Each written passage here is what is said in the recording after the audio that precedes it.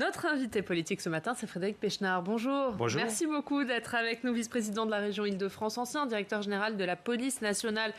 Et ça tombe bien au moment où on parle du Beauvau, de la sécurité. On va bien sûr en parler avec vous. On est ensemble pendant 20 minutes pour une interview en partenariat avec la presse quotidienne régionale représentée par Florent Buisson de la République du Centre. Bonjour Florent. Bonjour. Merci beaucoup d'être avec nous ce matin.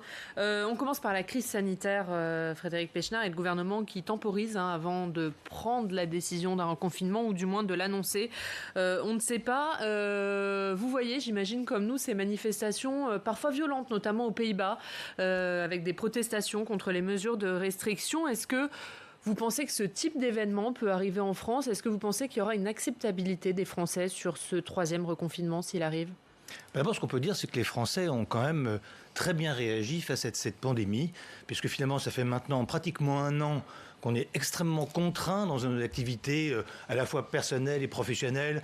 On ne peut plus voyager ou très difficilement. Et je trouve que les Français ont fait preuve de beaucoup de discipline. Mais on voit bien que petit à petit, bien sûr, l'acceptabilité s'érode.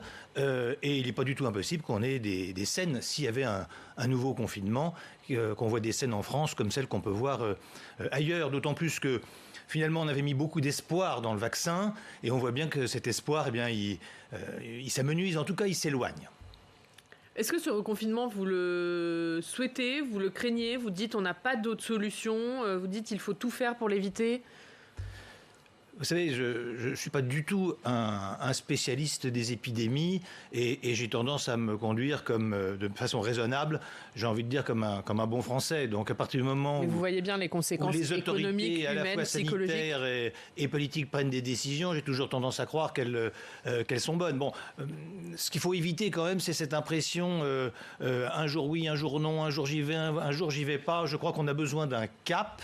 Ce cap, tout le monde peut le comprendre. Là, finalement, on est passé il y a peu de temps dans un couvre-feu à 18h, qui finalement ne sera pas forcément extrêmement différent d'un confinement où on pourra continuer à travailler. On voit bien que les sujets, ils sont pas vraiment là.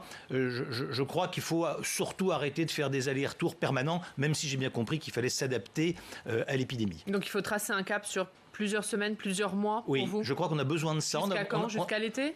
Jusqu'à la sortie de la crise, on a besoin de quelqu'un, on a besoin d'un cap, on a besoin qu'on nous dise, voilà ce qui va se passer. Et surtout, on a besoin de croire à la parole publique. Et ça, c'est à partir du moment où il y a eu quand même beaucoup de difficultés, beaucoup de contre-vérités qui ont pu être dites sur les masques, sur le vaccin maintenant, eh bien, c'est vrai que quand maintenant vous avez des responsables politiques qui s'expriment, nous avons un doute sur ce qui peut être la réalité. Alors, vous n'avez pas confiance ? Il y a encore pas très longtemps, il y a un ministre qui a dit qu'à l'été, 70 millions de Français sont vaccinés, et il y a le responsable du conseil scientifique qui a dit jamais de la vie, ça sera 15 millions. On voit bien qu'entre 15 millions et 67 millions, il y a quand même un delta qui est extrêmement important. Du coup, tout ça crée du trouble, et je pense qu'il faudrait qu'il y ait peut-être moins de gens qui s'expriment, et en réfléchissant un peu mieux. Justement, sur les vaccins, vous parlez de problèmes de méthode et souhaitez que, s'agissant de la logistique, ce soit le ministère de l'Intérieur qui s'en charge. Qu'est-ce que cela changerait concrètement en termes d'efficacité sur le terrain ? Alors d'abord, je crois qu'il y a une erreur stratégique qui est faite, qui est de confier une crise, quelle qu'elle soit, à un ministère qui n'est pas préparé pour ça. Le ministère de la Santé n'est pas préparé pour la gestion des crises. C'est pas vrai. On voit bien que les ARS, ils rament quand même un petit peu, si vous me permettez cette expression. Il y a 2 ministères en France qui sont capables de gérer des crises. Il y a le ministère de la Défense, notamment pour les crises extérieures, et le ministère de l'Intérieur pour les crises. Qu'est-ce que c'est que le ministère de l'Intérieur ? D'abord, ce sont les préfets. Donc vous avez les représentants du gouvernement qui représentent tous les ministres qui sont présents dans tous les départements de France et les sous-préfets dans toutes les sous-préfectures. Ce qui fait qu'il y a un maillage territorial très fort avec un chef qui est le ministre de l'Intérieur.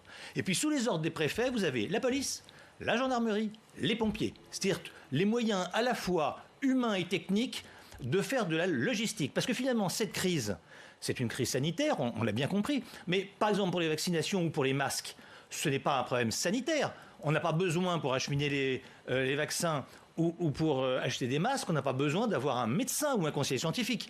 Par contre, on a besoin d'une chaîne logistique. Qui serait mobilisé dans ce cas-là? Les policiers eux-mêmes? Les préfets, et sous l'autorité des préfets, la totalité des services de l'État, avec évidemment, en première ligne, la police, la gendarmerie et les pompiers. Le sujet, par exemple, du vaccin... Ils ont le temps aujourd'hui de faire ça, les policiers, la gendarmerie, les pompiers? Tout dépend. Vous savez, c'est toujours pareil, c'est une question de mission. Quelle mission on veut assigner aux forces de l'ordre?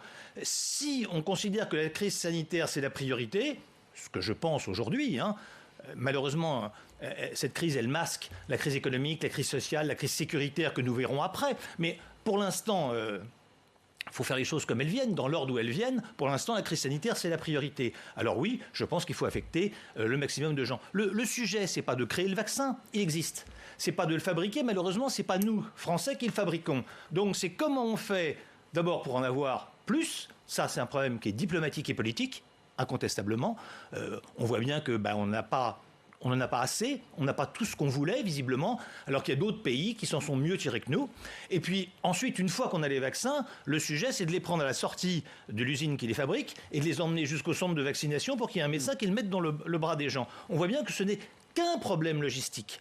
Alors c'est bien sûr, c'est énorme, surtout que la logistique des vaccins est compliquée, il faut les garder à moins 80, etc. Mais je pense que fondamentalement, ça doit être au ministère de l'Intérieur de gérer ces crises et qu'elles seraient incontestablement mieux gérées. C'était le ministère de l'Intérieur qui avait pris le lead. Justement, vous qui êtes vice-président de la région, comment ça se passe désormais la campagne vaccinale en Ile-de-France? Est-ce que ça se passe mieux? Est-ce que les choses s'améliorent? Non, ça se passe pas bien. Ça se passe pas bien parce que, alors une fois de plus, je ne suis pas là pour donner des leçons et pour donner des satisfecit. Je fais un constat. Le constat, c'est que nous avions mis, quand je dis nous les Français, nous les élus locaux, nous avions mis beaucoup d'espoir dans le vaccin et nous espérions qu'on allait se sortir de cette crise grâce au vaccin. Nous l'espérons d'ailleurs toujours. Ce qui fait que dès que les vaccins sont arrivés, eh bien immédiatement, les maires, les régions se sont mis en ordre de bataille sous l'autorité de l'État pour ouvrir un certain nombre de centres de vaccination. C'est-à-dire que, par exemple, moi je suis un élu du 17e arrondissement, le maire Geoffroy Boulard a créé, mais avec, pas de sa propre initiative, comme j'ai entendu dire, c'est parce qu'on lui a donné le feu vert, 2 centres de vaccination, un dans les locaux des SOS médecins et un à la mairie du 17e. Alors créer un centre de vaccination, ça veut dire des locaux, ça veut dire du matériel, ça veut surtout dire des médecins. Donc on a eu des partenariats avec les médecins. La seule chose qu'on n'a pas, si j'ose dire, c'est le vaccin, puisqu'on ne peut pas acheter directement le vaccin. Donc c'était prêt, et puis on devait ouvrir le premier le 18, le deuxième le 25. Le 22, on nous a dit, non, celui du 25, vous avez déjà des gens qui avaient pris des rendez-vous. Donc, évidemment, ça génère de la frustration, ça génère de l'inquiétude, ça génère de la pénurie. Voilà. Donc ça va pas. Ça, c'est un truc qui va pas du tout. Des exemples comme ça, j'en ai énormément. Un de mes collaborateurs, dont la sœur était aide-soignante dans un EHPAD, elle a fait sa garde de nuit. Elle avait un rendez-vous au petit matin pour se faire vacciner. Elle est arrivée, on lui dit pas de vaccin. Le maire de l'Haye-les-Roses, Vincent Jeanbrun, avec qui je siégeais au conseil régional la semaine dernière, me disait, moi, on m'a dit, tu auras 1000 doses la première semaine. J'ai donc ouvert pour 1000 personnes. Et quand le lundi matin, je suis allé chercher, parce qu'on va chercher les vaccins au dernier moment, si vous voulez, il y en avait que 250. Voilà. Donc tout ça crée une sensation d'impréparation, de faiblesse de l'État qui est très préjudiciable, en tout cas psychologiquement. Mais est-ce qu'il est responsable de ça, l'État? Les commandes, elles passent par l'Union européenne, qui ne reçoit pas suffisamment de doses des labos. Je ne suis pas dans la négociation. Je constate 2 choses. Je constate premièrement qu'il y a des pays qui s'en tirent mieux que nous. Donc Au sein de l'Union européenne ? Non, des pays, les États-Unis, l'Angleterre, Israël, qui ont déjà vacciné énormément de personnes et qui visiblement n'ont pas tout à fait les mêmes problèmes que nous. Au sein de l'Union européenne, nous avons fait le choix de commencer doucement, ce qui là aussi me paraît être une idée curieuse. Je vois bien pourquoi ça a été fait, c'était pour rassurer les anti-vaccins. Mais ça n'a pas de sens. Il fallait au contraire vacciner le plus vite possible parce qu'il faut sauver des vies. Même si on n'a qu'1 million de doses, on va sauver 500 000 personnes. Autant les sauver le plus vite possible. Et puis, une fois que les premiers sont vaccinés, de toute manière, moi je pense qu'il faut d'abord parler à ceux qui veulent le vaccin. Et puis après, assez naturellement, ceux qui sont un petit peu inquiets, ils viendront parce qu'ils verront bien que plus il y a de personnes vaccinées et moins il y a d'effets secondaires, plus ça donne confiance. On va parler des questions de sécurité que vous connaissez bien, évidemment, Frédérique Péchenard et Gérald Darmanin, qui a donc donné lundi le coup d'envoi du Beauvau de la sécurité. Alors c'est un cycle de consultation, ça va durer jusqu'au mois de mai. Il y aura même une trentaine de déplacements du ministre de l'Intérieur, c'est ce qu'il a annoncé. L'objectif, c'est de donner plus de moyens aux forces de l'ordre et de renforcer le lien entre la police et la population. Est-ce que vous dites ce Beauvau de la sécurité, c'est la bonne méthode, c'est utile ? c'est sûrement utile. Je suis obligé de faire un constat quand même. C'est-à-dire que ces mêmes questions, je les ai posées il y a 1 an et demi. Et le ministre de l'Intérieur de l'époque avait décidé de faire un livre blanc de la sécurité. C'était Christophe Castaner. Où ces questions étaient bien sûr abordées. Donc il y a eu, ça a duré 1 an et demi, je crois. Enfin, il y a eu au moins 1 an de discussions. Les syndicats ont été entendus, un certain nombre d'experts, de professionnels de la sécurité. Moi, j'y étais pas. J'avais pas été convié, sinon j'y serais allé bien volontiers. Et puis au bout d'1 an, il y a eu un changement de gouvernement. Gérald Darmanin a repris le ministère de l'Intérieur. Il s'est donné le temps de lire le livre blanc. Il l'a fait partager début septembre. Il a pris un certain nombre de décisions en fonction de ses réflexions du livre blanc. Et notamment, il doit y avoir des expérimentations qui devaient commencer, je ne sais pas si ça a été fait d'ailleurs, au 1er janvier. Et tout d'un coup, le président de la République dit tout ce qui a été fait, c'est pour rire, on recommence. Alors, de 2 choses l'une, où le travail sur le livre blanc a été extrêmement moyen, voire médiocre, et donc on a décidé de tourner la page et de refaire autre chose. Je ne vois pas pourquoi. Ou alors c'est un petit peu superfétatoire. Alors, voyons à nouveau. Vous savez, les choses sont simples. C'est quelle mission on veut pour la police et la gendarmerie, et en fonction de ces missions, quels moyens on va leur donner. Voilà, ça c'est l'essentiel. Après, le reste, c'est quand même relativement cosmétique, même si dans le rapprochement police-population, il y a des choses extrêmement importantes à faire.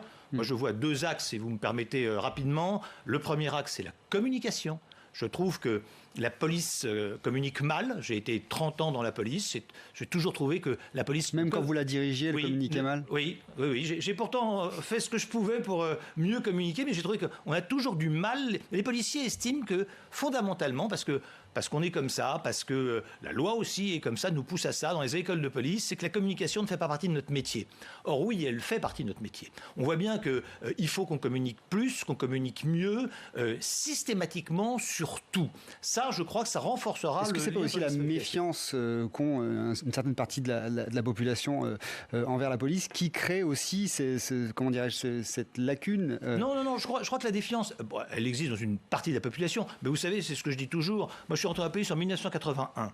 De 1981 jusqu'au mois de janvier, là, chaque année, il y a 2 ou 3 sondages par an. Les policiers et les gendarmes sont toujours parmi les professions les plus plébiscitées en France et en qui les Français ont le plus confiance. Je crois que de mémoire, le plus mauvais score, c'est 66%, le meilleur, c'est 89%. Si vous prenez les journalistes ou les hommes politiques, on est à moins de 30%. Donc on voit bien que la confiance, elle existe, le respect et l'efficacité, il est là, mais je crois vraiment qu'on devrait mieux communiquer. Et puis il y a une autre chose, j'ai vu que Gérald Darmanin le proposait, je l'avais proposé aussi d'ailleurs récemment dans le dernier livre que j'avais écrit, et j'avais essayé de le mettre en place quand j'étais directeur général de la police nationale, c'est une vraie réserve opérationnelle. Aujourd'hui, la réserve de la police, ce ne sont que d'anciens policiers. Donc vous avez, d'abord, il n'y en a pas beaucoup, et en plus, par définition, ils ont plus de 55 ans, donc vous leur pas faites n'importe quoi.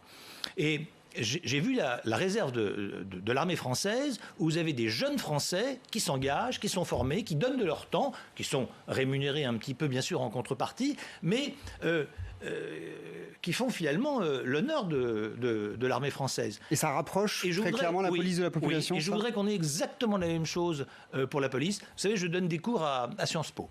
Et l'année dernière, dans ma petite conférence, il y avait un réserviste de l'armée de terre et l'année d'avant, un réserviste de la gendarmerie.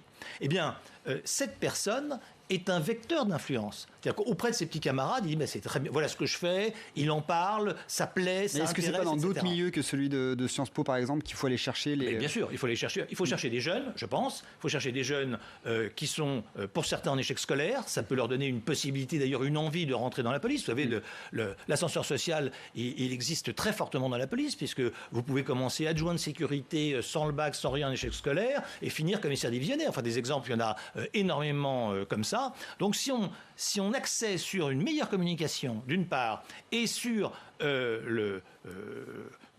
réussir à trouver 30 ou 40 000 jeunes Français de tous les milieux, qui viennent de partout et qui s'intègrent à la police, et puis il y aurait un échange permanent, je trouve que ça serait certainement intéressant. Gérald Darmanin a fait une autre proposition dans le cadre de ce Beauvau de la sécurité, c'est d'ouvrir donc davantage la police en proposant 10 000 stages et contrats d'apprentissage aux jeunes des quartiers prioritaires principalement. Qu'est-ce que vous en pensez ? Je pense que c'est pas une mauvaise idée. Mais vous savez, les adjoints de sécurité, qui sont quand même assez nombreux dans la police, les adjoints de sécurité, c'est des gens qui n'ont pas le bac, qui ne peuvent pas se présenter à un concours pour entrer dans la police, gardien de la paix, officier ou commissaire, et qui viennent passer 2 fois 3 ans au maximum.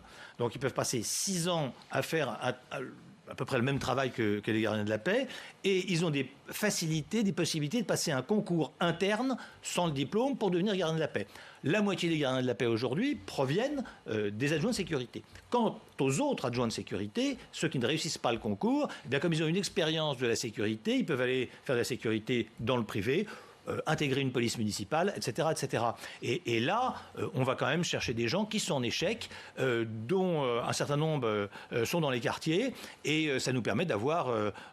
la police, elle ressemble à la population, hein, ni plus ni moins. Il ne faut pas croire que les policiers, ils sont issus de la population française, comme les gendarmes, comme les militaires. Un mot sur un autre sujet, c'est le passage à tabac du jeune Youri, Florent. Oui, vous disiez, je crois qu'un passage à tabac de ce type, il y en a, je cite, tous les jours en Ile-de-France. Qu'est-ce qu'il faut faire justement pour que ça cesse ? Alors, bien sûr, il y a des... Alors, je crois que cette affaire, il y a de temps en temps une affaire... On ne sait pas toujours pourquoi d'ailleurs, tout d'un coup les médias se focalisent dessus. Parce qu'elle est choquante peut-être. Et on en parle énormément, bien sûr, mais des choses choquantes. Il y a des vidéos qui tournent. Il y en a tout le temps. Alors là, il y a une vidéo. Il y a le fait que ça se passe dans un quartier qui est calme, qui est le 15e arrondissement de Paris, à l'intérieur de Paris. Donc c'est vrai qu'on est plus habitué à voir ces choses-là à Chanteloup-les-Vignes ou dans d'autres quartiers. Mais ces violences, elles existent. Voilà, elles existent. Moi, je suis relativement inquiet parce que je constate, c'est une augmentation progressive de la violence. J'ai toujours pensé qu'on était dans un pays qui était de moins en moins violent. On n'a malheureusement pas le temps d'en parler très longuement, mais juste une chose. Il y a eu 2 fois moins d'homicides en France entre 1990 et 2012. Or, un pays où il y a 2 fois moins d'homicides, où on se tue donc 2 fois moins sur 20 ans, c'est pas un pays qui est plus violent. Malheureusement, le nombre des homicides est reparti à la hausse depuis 2014. Systématiquement, chaque année, on remonte dans l'homicide. C'est un des items qui me font penser que la violence, on est dans un cycle où il y a de plus en plus de violence dans notre pays. Alors, les solutions, parce que c'est bien de faire un constat, mais quelles sont les solutions ? Rapidement, j'ai entendu toute ma carrière, les policiers arrêtent, les magistrats relâchent. Ce n'est pas vrai. Les policiers arrêtent, les magistrats condamnent, c'est après. Là, les sanctions sont mal appliquées, voire peu appliquées en France. Et vous avez des gens qui peuvent avoir été arrêtés, notamment des mineurs, 20 fois, 30 fois, 40 fois, sans finalement être passés à aucun moment par la case sanction. Or, si vous n'avez pas de sanction, et la sanction, elle n'a pas besoin, c'est Beccaria, le philosophe italien, qui disait ça, elle n'a pas besoin d'être sévère. Elle a juste besoin d'être certaine. Voilà. Et que ce soit les amendes, le travail d'intérêt général, la prison, eh bien, ces choses-là... Donc pas forcément plus répressif, mais mieux appliqué, c'est ce que vous nous dites. Appliqué, absolument. Elles n'ont pas besoin d'être sévères, les peines. Elles ont besoin d'être justes, pour qu'elles soient compréhensibles, mais surtout, elles ont besoin d'être réelles. Voilà. Même si on a l'impression que ça fait 30 ans que la droite française dit ça très clairement. Vous savez, je pense que si vous comparez la période où j'étais directeur général, on l'a dit tout à l'heure, dans le domaine de la communication, je n'ai pas réussi tout ce que je voulais, mais honnêtement, la situation sécuritaire de la période où Nicolas Sarkozy était président de la République était infiniment meilleure que celle qui est aujourd'hui. Alors après, malgré une baisse notable du nombre de policiers et des gendarmes. C'est dû à la droite, c'est pas dû à droite, c'est dû au contexte. Je ne sais pas, hein, on ne va pas rentrer dans des débats à n'en plus finir. Je constate juste que de 2007 à 2012, nous avons eu en 5 ans un attentat terroriste tout à la fin du quinquennat islamiste. Avec des morts, nous avions encore une diminution des homicides, nous avions une diminution de la délinquance. Aujourd'hui, je constate que les choses sont différentes. Et pour revenir là-dessus, l'importance, le nombre de policiers est quelque chose qui est important. Mais fondamentalement, ce qui est important, c'est les missions et les moyens. Et les moyens, c'est bien sûr les hommes, mais ça ne peut pas être que les hommes. C'est aussi, la police devient une entreprise de plus en plus technique, c'est aussi les moyens techniques. La police technique et scientifique qui a permis d'identifier et d'interpeller un nombre d'assassins, de violeurs absolument considérable, eh bien ça demande de l'argent, ça demande de l'investissement, et c'est là où il faut aussi le trouver. Donc ne résumons pas l'alpha et l'oméga de la sécurité, c'est pas plus d'hommes, c'est plus de moyens. Ça peut être plus d'hommes, mais c'est aussi, quand vous avez des hommes, il faut leur donner les moyens de travailler, les moyens de s'entraîner, les moyens de se former. Et on va parler des régionales pour terminer, Frédéric Pechnard. Nous avons beaucoup de propositions pour sortir de la politique de Valérie Pécresse qui est celle de l'ancien monde. C'est par ces mots qu'Audrey Pulvar officialise ce matin dans Le Parisien sa candidature aux régionales en Ile-de-France. Qu'en dites-vous ? J'en dis que Valérie Pécresse est présidente de la région depuis 6 ans. Elle a réussi à inverser quelque chose et elle l'a fait parce que c'est une remarquable gestionnaire. La région qui doit être fondamentalement une collectivité qui investit. Ce qu'on demande à la région, c'est de construire des lycées, de rénover les bus et les métros. Eh bien, quand nous sommes arrivés à la tête de la région, le fonctionnement était plus important que l'investissement. 60% du budget, c'était du fonctionnement et seulement 40% d'investissement. Aujourd'hui, en 2021, eh bien, c'est inversé. Donc la région, donc ça a été mieux géré, si vous voulez, qu'avant. C'est comme ça, en tout cas, que je l'analyse. Et la région sur les mots d'Audrey investit beaucoup plus. Valérie Pécresse, politique de l'ancien monde. Donc, c'est absurde. Si c'est bien quelqu'un qui représente l'ancien monde, excusez-moi, c'est bien Madame Pulvar, qui c'est 20 ans de socialisme à Paris. Voilà l'ancien monde. C'est Delanoë, Hidalgo. Elle, ça fait pas 20 ans qu'elle est engagée Pulvar. en politique. Non, mais qu'est-ce qu'elle fait ? Elle reprend. Enfin, excusez-moi. Chacun sait que c'est le poisson pilote d'Anne Hidalgo qui a besoin de gagner la région ou d'exister dans la région. C'est aussi ce qu'on reproche à Valérie Pécresse. Pour exister au niveau national. Mais Valérie Pécresse, elle est en charge. Donc elle a montré ce qu'on savait, que c'était une excellente gestionnaire. C'est une femme qui est à la fois jeune, qui a du talent et qui a de l'expérience. Et on voit que l'expérience, notamment dans la crise sanitaire aujourd'hui, c'est quelque chose d'utile. Et dans la crise, je trouve qu'elle s'est révélée. Si les Franciliens ont eu des masques, c'est grâce à Valérie Pécresse. Nous avons acheté des masques aux Chinois, on les a fait venir, on les a distribués, ce que l'État n'a pas été capable de faire. Donc je pense que Valérie Pécresse est une très bonne présidente de région. Moi, je n'ai pas à choisir nos adversaires, mais je suis assez confiant. Elle officialise quand sa candidature, Valérie Pécresse ?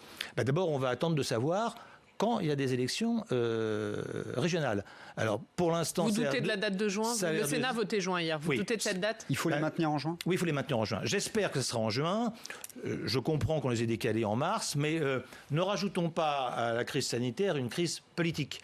Une démocratie, c'est simple. Qu'est-ce qui différencie une démocratie d'un autre régime comme une dictature ? Ce sont les élections, rien d'autre. C'est fondamental, les élections dans une démocratie. On ne peut pas jouer avec ça. Or... on est capable de sécuriser les opérations de vote, on l'a fait, et puis la campagne, elle sera différente. Mais on s'est bien adapté pour travailler, vous êtes adapté pour travailler, eh bien nous nous adaptons aujourd'hui pour faire campagne. On a commencé, quand vous faites une campagne électorale aujourd'hui, c'est vrai que vous ne voyez plus les gens en vrai, vous ne distribuez plus de tracts, vous faites des rencontres Zoom, vous passez à la télévision. Mais est-ce que ça ne donne pas une prime au sortant ? Est-ce que quelque part ça n'arrange pas Valérie Pécresse ? Vous savez, le sujet, c'est pas ça. Le sujet, c'est pas de savoir que si ça arrange ou pas. Le sujet, c'est qu'on a des règles. On a été élu pour 6 ans. On n'a pas été élu pour 7 ans, 8 ans, 9 ans, 10 ans. Quand ça va s'arrêter, on ne sait pas. Je crois qu'il faut respecter le temps démocratique. Il faut respecter ce qui est fondamental, ce sont les élections. Parce que si on décale les élections régionales, alors après, pourquoi pas décaler les présidentielles ? Pendant combien de temps ? Et si on vit encore 5 ou 10 ans avec le virus, après tout, qu'est-ce qu'on fait ? Bon, les Portugais ont voté. Et ils ont très convenablement élu leur président de la République. Les Américains ont voté. Donc vous dites on vote en juin. Ça s'est fait aussi. Moi, je souhaite qu'on vote en juin, oui. Merci beaucoup. Merci Frédéric Pechnard d'être venu nous voir ce matin. On regarde la une de la République du Centre. C'est le Loiret sous tension. Florent, merci d'être venu également. On passe aussi au Club des Territoires. La Mutuelle Nationale Territoriale, la mutuelle des agents des services publics locaux, vous présente le Club des Territoires. NJ, acteur engagé dans la transition.